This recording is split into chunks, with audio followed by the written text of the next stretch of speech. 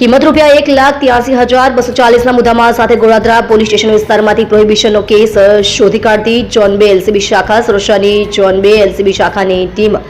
ગોળાદરા વિસ્તારમાં પેટ્રોલિંગ પર હતી. દરમિયાન સુરક્ષાની જોન 2 એલસીબી શાખાની ટીમના ખાનગી બાતમીદાર દ્વારા ખબર મળતા બાતમીની જગ્યા પર જઈ જોન 2 એલસીબી શાખાની ટીમના પોલીસ માણસો એએસઆઈ નરેશસિંહ, હોશિયારસિંહ, એએસઆઈ ચનકસિંહ, ભગવાનસિંહ, એએસઆઈ પ્રદીપભાઈ, જગદંબા પ્રસાદ,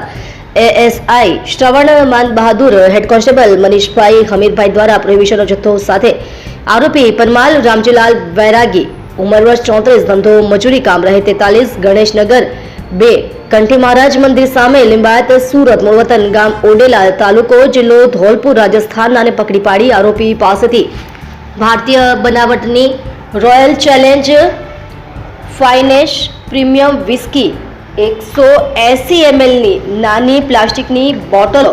કુલ નંગ 768 જેની કિંમત ₹1,38,240 સાથે એક ઓટો રિક્ષા જેનો આરટીઓ પાર્સિંગ નંબર GJ05ZZ8241 જેની કિંમત 45,000 સાથે કુલ કિંમત ₹1,83,240ની મત્તાનો મુદ્દામાલ કબજે કરી કાયદેસરની કાર્યવાહી કરેલ છે.